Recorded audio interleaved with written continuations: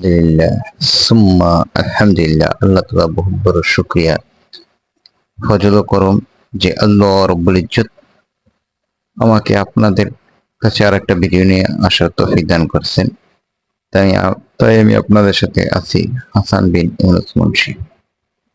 আজকে আলোচনা করব, আল্লাহ বলেন, আমি ৬টি জিনিসকে লুকিয়ে রেখেছি ৬টি স্থানে, কিন্তু মানুষ তা খুঁজে বেড়ায় ভিন্ন জায়গায়।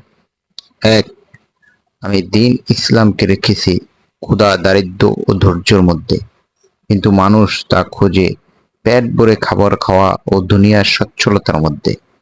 ২, আমি সম্মান রেখেছি শেষ রাতের ইবাদতে, কিন্তু মানুষ খোঁজে শাসক ও ক্ষমতাবানের সাহায্যে। ৩, আমি সুখ স্বাচ্ছন্দ্য রেখেছি জান্নাতে, কিন্তু মানুষ তা খোঁজে দুনিয়াতে। ৪, আমি বরত্ব রেখেছি